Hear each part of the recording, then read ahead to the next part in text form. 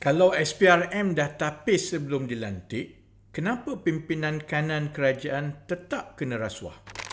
Saya ada satu plot twist yang saya nak ajukan kepada pimpinan negara, terutamanya Datuk Seri Anwar Ibrahim dan Tan Sri Azam Baki, Ketua Pesuruhjaya SPRM.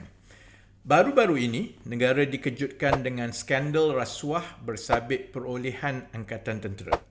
Beberapa orang pimpinan terkanan Angkatan Tentera Malaysia telah ditangkap dan dihadapkan ke mahkamah. Tapi ada satu plot twist yang saya masih belum ada jawapan sampai ke hari ini.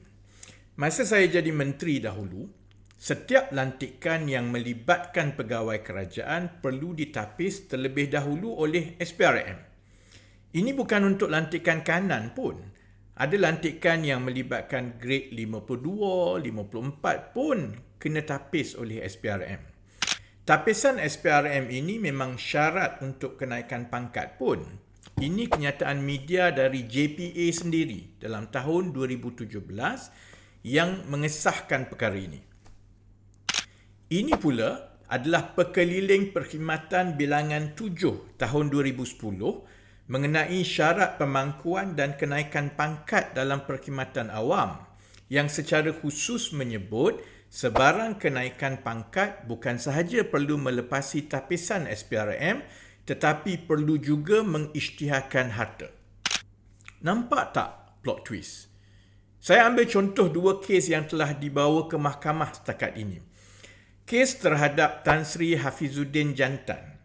Beliau dilantik Timbalan Panglima Tentera Darat pada 23 Mac 2023. Kemudian dilantik Panglima Tentera Darat pada 6 September 2023. Mengikut laporan berita, semasa beliau didakwa, kes rasuah beliau itu adalah berhubung dengan kontrak-kontrak perolehan sejak tahun 2023. Masa dilantik Timbalan Panglima Tentera Darat dalam Mac 2023, SPRM luluskan tapisan. Masa dilantik Panglima Tentera Darat dalam September 2023, sekali lagi SPRM luluskan tapisan. Sedangkan kes yang beliau kena dakwa adalah bersabit kontrak sejak 2023 lagi. Jadi sebenarnya apa bentuk tapisan yang SPRM buat ni? Bukankah perlu semak pengisytiharan harta? Kalau beliau dah ada kes berhubung kontrak perolehan sejak 2023, macam mana SPRM boleh luluskan tapisan beliau? Begitu juga dengan bekas Panglima Angkatan Tentera Tan Sri Nizam Jaafar.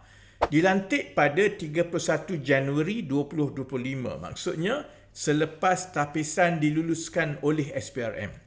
Salah satu dakwaan rasuah adalah berhubung perolehan sebanyak 1.725 juta ringgit kepada Helmi Resources pada 24 Jun 2024, iaitu sebelum beliau dinaikkan pangkat. Bila beliau nak naik pangkat, SPRM yang bertanggungjawab semak dan buat tapisan. Tapi bolos. Tapisan yang bolos. Pengisytiharan harta yang bolos. Yang ini Tan Sri Azam Baki tak pernah jawab atau komen.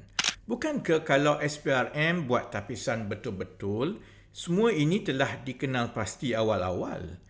Ini bukan kes 1MDB atau Jolo yang melibatkan wang di seluruh dunia. Ini kes beli hamper raya je pun.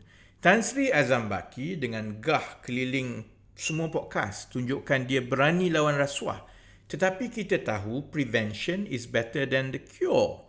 Ada benda yang tak kena ni, sehingga tapisan SPRM tidak berkesan untuk menyekat mereka yang ada kes dari dinaikkan pangkat. Bila jadi macam ini, jangan salahkan rakyat kalau rakyat menjadi sinis. Masa nak dinaikkan pangkat, semua nampak cantik. SPRM luluskan semua. Bila ada yang tak berkenan atau tak kena, korek balik semua yang dulu-dulu walaupun tapisan semua lepas. Kami bukan cerdik atau hebat atau berani macam Tan Sri Azam Baki. Bila dah jadi macam ini dan tapisan SPRM macam mencukupkan syarat, sudah tentu di mata rakyat fikir macam itulah. Jadi apa jaminan yang tapisan SPRM ataupun peraturan pengisytiharan harta itu sebenarnya ada makna dan berkesan untuk memastikan sesiapa yang ada kes tidak dinaikkan pangkat.